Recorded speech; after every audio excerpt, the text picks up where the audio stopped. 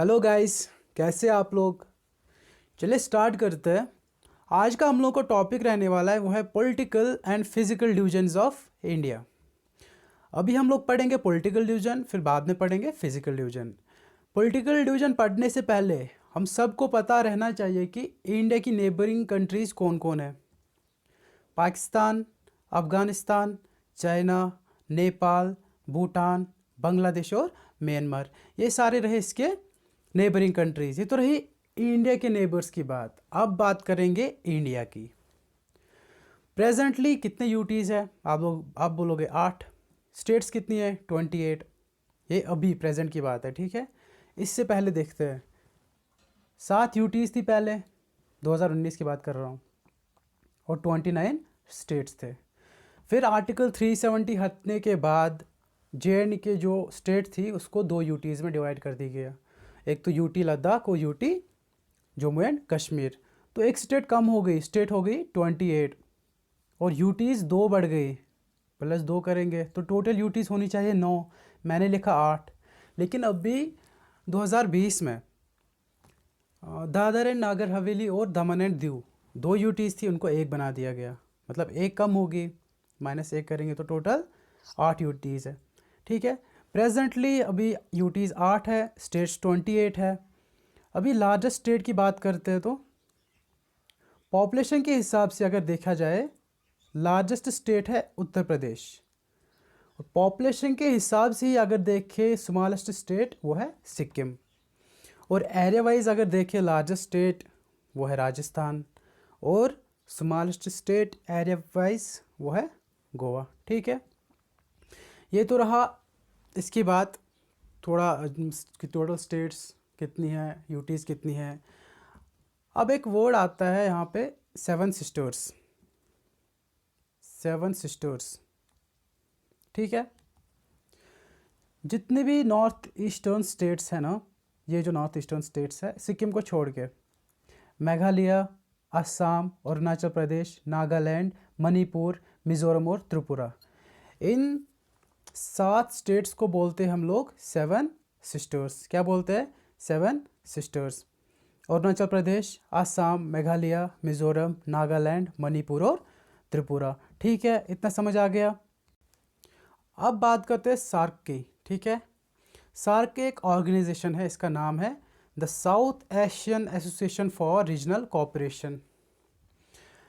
इसकी कुछ कंट्रीज़ है जो इसके मेंबर है। कौन कौन है? इंडिया, अफ़गानिस्तान, बांग्लादेश, भूटान, मालदीव्स, नेपाल, पाकिस्तान और श्रीलंका। और इसका हेडक्वार्टर कहाँ पे है? काठमांडू, नेपाल में इसका हेडक्वार्टर है। ये क्वेश्चन में आ सकता है हेडक्वार्टर कहाँ पे है सार्क का। यह अभी सेक्रेटरी जनरल इसका नया बना है मार्च 2020 में। कौन है? एसला रूवन वीराकोन। 3 मार्च 2020 से इसने ऑफिस संभाला है, ठीक है। एसला रूवन वीराकोम, ये है आप श्रीलंका का। कहाँ का है? श्रीलंका का। और आप सब के लिए क्वेश्चन है कि इससे पहले इसका सेक्रेटरी जनरल कौन था? आप कमेंट्स करके ज़रूर बताना, ठीक है। ये तो रहा पॉलिटिकल डिवीजन। अब इससे एक्स्ट्रा अगर आपको पढ़ना है, आप कंट्री के कैपिटल और करेंसी याद करके जाना, ठीक है। और बाकी अगर किसी को डीपली पढ़ना होगा तो पॉलिटिकल डिवीजन के लिए आपको क्लास 6 चैप्टर 6 या 7 होगा जियोग्राफी, ठीक है, वो पढ़ना आप पूरा डीपली। अगर इससे ज़्यादा पढ़ना होगा तो एनसीईआरटी बुक है, उससे अच्छा सोर्स क्या मिलेगा। तो अब बात करते हैं फिजिकल डिवीजन की। देखो, अगर हम लोग नॉर्थ से साउथ तक जाए ना, नॉर्थ से लेके साउथ तक या कश्मीर से लेके कन्याकुमारी तक ट्रैवल करेंगे, हम लोगों को क्या क्या नज़ारे देखने को मिलेंगे। बहुत सारे नज़ारे देखने को मिलेंगे, लेकिन मेजर जो है ना 6 नज़ारे देखने को मिलेंगे हम लोगों को। मतलब 6 मेजर फिजिकल डिवीजन्स है। कौन कौन है?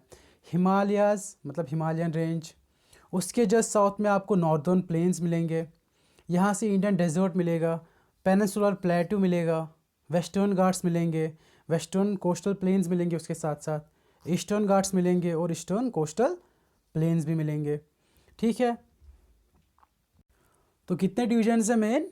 मेनली है 6 division. Himalayan mountains, northern plains, peninsular plateau, Indian desert, coastal plains और आइलैंड्स, ठीक है। बात करते हैं हिमालयन माउंटेन्स की। देखो हिमालय मतलब कि इसका अबॉर्ड ऑफ स्नो। अगर हम लोग मैप पे देखें ना, ये रहा हिमालयन रेंज, इसका मतलब है हिमालय का अबॉर्ड ऑफ स्नो। और कश्मीर की बात करें, और इधर कश्मीर से लेके अरुणाचल प्रदेश तक है ये फैला हुआ, ठीक है, वेस्ट से लेके ईस्ट तक। और अगर इसकी विड्थ की बात करें ना, कश्मीर में इसकी विड्थ है कितनी, 400 किलोमीटर, और जबकि अरुणाचल प्रदेश में देखिए तो 150 किलोमीटर की टोटल विड्थ है। मतलब कितना फैला हुआ है कश्मीर में, और अरुणाचल प्रदेश में कितना थोड़ा कम फैला हुआ है, ठीक है। 150 किलोमीटर भी बहुत ज़्यादा होता है।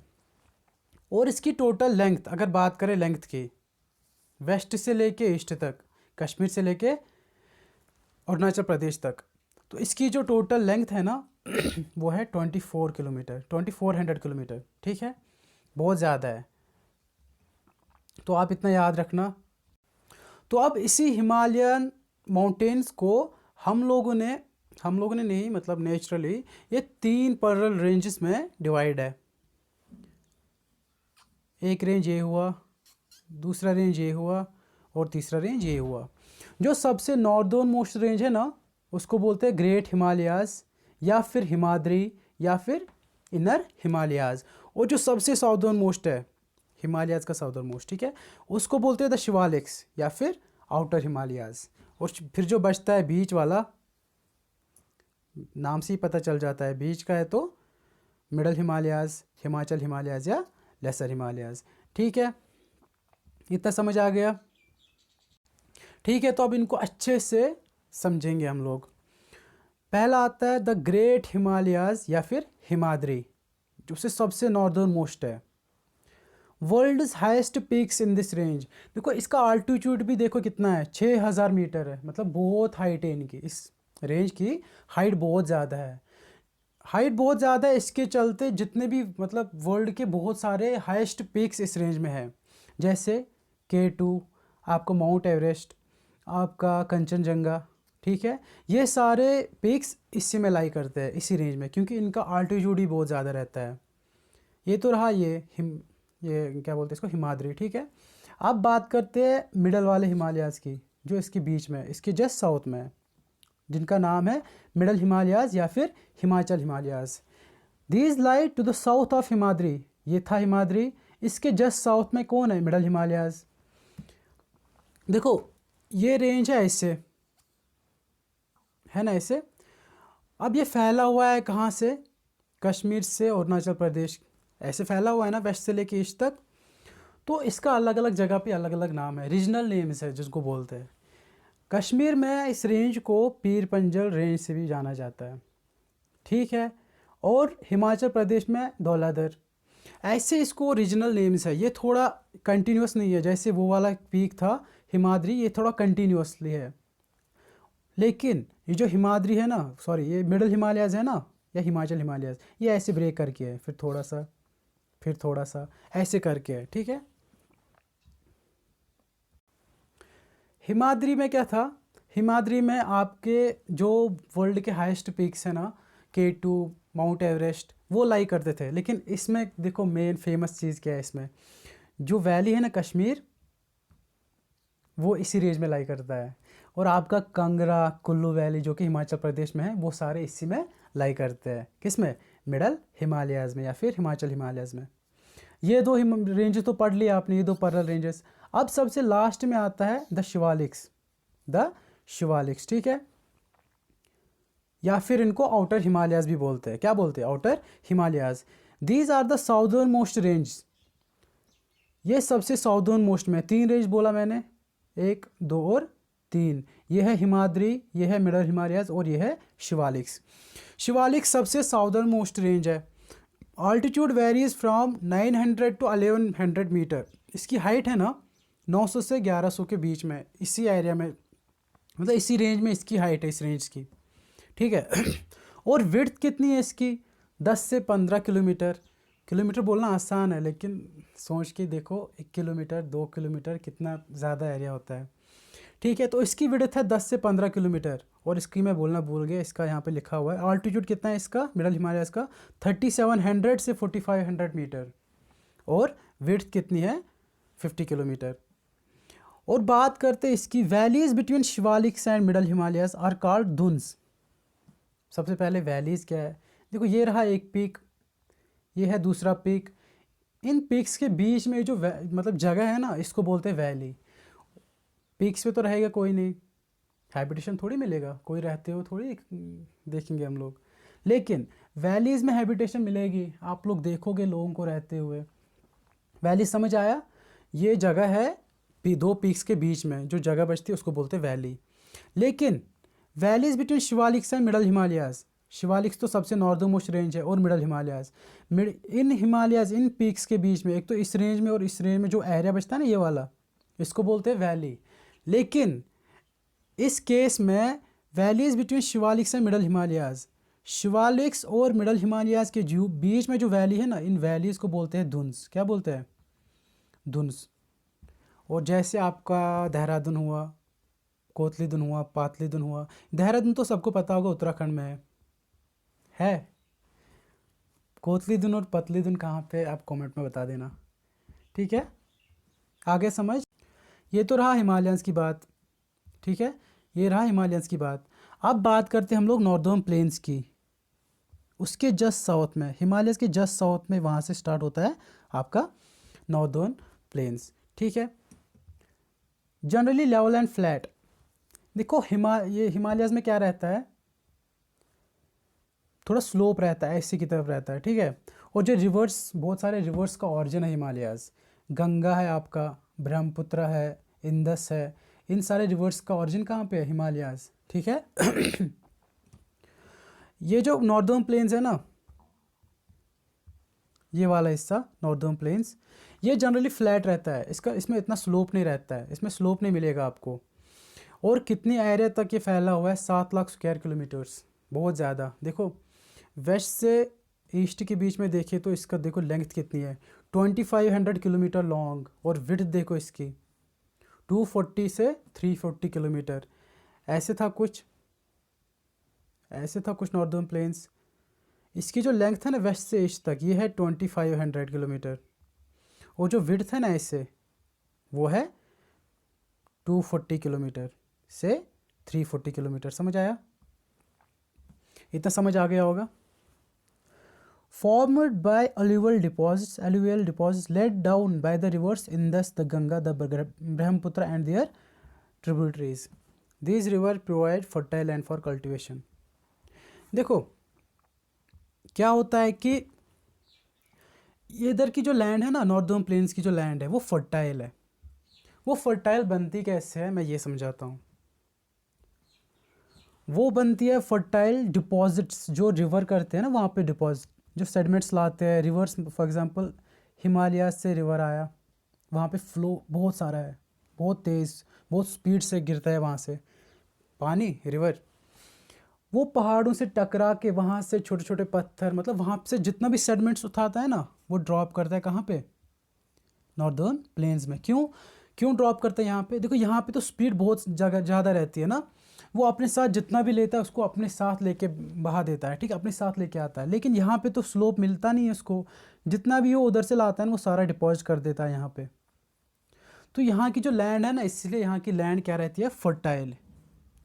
देखो लैंड फर्टाइल है, लैंड है फर्टाइल, आपको रिवर्स मिल रहे हैं, लैंड फर्टाइल मिल रही है आपको, रिवर मिल रहा है, पानी मिल रहा है आपको, और सनलाइट तो है ही। अब कल्टीवेशन के लिए और क्या चाहिए आपको? एग्रीकल्चर के लिए और क्या चाहिए? और इस एरिया में, नॉर्दर्न प्लेन्स में, इस वाले पोर्शन में आपको कल्टीवेशन बहुत मिलता है। कल्टीवेशन बहुत मिलता है तो लोग रहेंगे वहाँ पे बहुत सारे, तो पॉपुलेशन सब, मतलब ज़्यादातर पॉपुलेशन इन्हीं एरियाज़ में है, ठीक है। इतना समझ आ गया? आई होप आ गया होगा समझ। तो ये जो Majuli in Brahmaputra river, largest inhabited riverine island in the world. ये रिवराइन आइलैंड होता क्या है, मैं ये समझाता हूँ। जैसे मैंने बोला कि यहाँ पे ये जो ज़मीन रहती है फ्लैट रहती है, स्लोप नहीं रहता उतना। तो जो पानी पहाड़ों से उतरता है, फॉर एग्जाम्पल गंगा, इंदस, जो पानी वहाँ से उतरता है वो अपने साथ बहुत सारा सेडिमेंट्स लाते हैं और डिपॉजिट कर देते हैं यहाँ पे। पानी यहाँ से आया, यहाँ पे डिपॉजिट कर दिया, स्लोप नहीं मिला तो वो बहुत भारी रहता है तो छोड़ दिया यहीं पे। फिर से आया पानी, फिर से छोड़ दिया यहीं पे। यहाँ पे तो स्पीड से नहीं जा सकता क्योंकि स्लोप ही नहीं मिलेगा तो स्पीड से जाएगा कैसे, ठीक है। तो इतना ज़्यादा करता है यहाँ पे डिपॉजिट सेडिमेंट्स, फिर इनके पास इतनी वेलोसिटी नहीं रहती है कि अपने साथ इसको बहा ले जाए। तो पानी आता है इससे टकरा के फिर यहाँ से चला जाता है, ये एक टाइप का आइलैंड बन जाता है। यहाँ पे क्या बन जाता है? आइलैंड। तो ऐसा ही एक आइलैंड है माजुली इन ब्रह्मपुत्र रिवर। ये माजुली आइलैंड वर्ल्ड का सबसे लार्जेस्ट रिवरीन आइलैंड है, वर्ल्ड का, पूरे विश्व का। आप मुझे बताओगे माजुली रिवर है कहाँ? ये माजुली आइलैंड है किस स्टेट में? ब्रह्मपुत्र रिवर में तो है ही, लेकिन किस स्टेट में है ये आप कमेंट सेक्शन में बता देना मुझे, ठीक है। आई होप इतना समझ आ। अब बात करते, देखो ये नॉर्दर्न प्लेन्स है ना, नॉर्दर्न प्लेन्स को भी डिवीजन्स में, मतलब इसके भी कुछ डिवीजन्स है, इसको भी कुछ पार्ट्स है, ऐसे 1 डिवीजन 2 डिवीजन 3, मतलब कुछ पार्ट्स में इसको भी डिवाइड कर दिया गया है। सबसे जो वेस्टर्न पार्ट है ना उसको बोलते हैं पंजाब प्लेन्स, ये वाला पंजाब प्लेन्स। फिर उसके बीच में जो है ना वो है गंगा प्लेन्स, और सबसे जो ईस्टर्न साइड है उसको बोलते हैं ब्रह्मपुत्र प्लेन्स। मैंने आपको बोला कि ये सारे प्लेन्स, नॉर्दर्न प्लेन्स, ये फर्टाइल रहते हैं। फर्टाइल कैसे बनते हैं वो मैंने समझा दिया, by alluvial deposits of the rivers. लेकिन देखो पंजाब प्लेन्स तो ऐसे है, ये वाला हिस्सा पंजाब प्लेन्स की लैंड फर्टाइल है। तो कैसे फर्टाइल बनी है? इंदस की वजह से, जो इंदस रिवर है ना वहाँ से गुजरता है, ठीक है। और उसकी ट्रिब्यूटरीज, कौन कौन ट्रिब्यूटरी है आपकी? ट्रिब्यूटरी झेलम है, चिनाब है, रवि, बियास, सतलुज। तो इन्हीं की वजह से वहाँ की लैंड फर्टाइल है। फिर बात करते हैं यहाँ पे उसके बाद गंगा की, ठीक है। गंगा की बात करते तो ऑब्वियस सी बात है, गंगा प्लेन्स है तो कुछ रेंज तो होगा ना, कहाँ से कहाँ तक गंगा प्लेन्स है। Ganga plains extends between Ghaghar and Teesta river. Ghaghar and Teesta river, देखो घाघरा रिवर ये है, तीस्ता रिवर ये है, ये जो इसके बीच में है ना इसको बोलते हैं गंगा प्लेन्स, और इसके जो वेस्टर्न साइड में ये था पंजाब प्लेन्स, ठीक है। और गंगा प्लेन्स, इतना सारा गंगा प्लेन्स है, उसके ईस्ट में जितना भी प्लेन्स बचता है ना वो है ब्रह्मपुत्र प्लेन्स। अब ओवैस सी बात है, ये गंगा प्लेन्स है तो गंगा रिवर से ही इसका ये जो बना होगा, गंगा रिवर से ही, गंगा रिवर इसके थ्रू ड्रेन होता है फिर, ठीक है। और ब्रह्मपुत्र प्लेन्स है ना वहाँ से ब्रह्मपुत्र रिवर गुजरती है। और जो पंजाब प्लेन्स है ना, पंजाब प्लेन्स से आपका रिवर इंदस गुजरता है। तो यहाँ पे पंजाब प्लेन्स से थोड़ा बहुत ये पढ़ना है आपको। This section is dominated by doabs. दोआब का मतलब क्या है? दो मीन्स 2 और आब मीन्स वाटर, और पूरा मतलब देखेगो इसका मतलब है लैंड बिटवीन 2 वाटर्स। ऐसी ज़मीन ये ज़मीन है, ठीक है, और इधर से भी पानी बह रहा है, इधर से भी पानी बह रहा है। और ये मत समझना इतना ही छोटा है, ये किलोमीटर्स में रहती है ज़मीन, बहुत किलोमीटर्स में रहती है, बहुत बड़ी रहती है। 1 ही किलोमीटर होगा तो सोचो कितना बड़ा होगा ज़मीन। तो दोआब का मतलब लैंड बिटवीन 2 वाटर। ऐसी नाम पड़ा है पंजाब का, पंज मीन्स 5 और आब means water. Punjab, land between 5 waters. अब ये 5 वाटर कौन कौन है, किसी को पता है? मैं बताऊंगा। झेलम, चिनाब, रवि, बियास और सतलुज।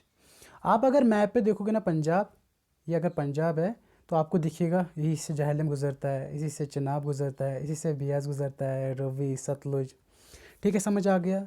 ये तो रहा नॉर्दर्न प्लेन्स।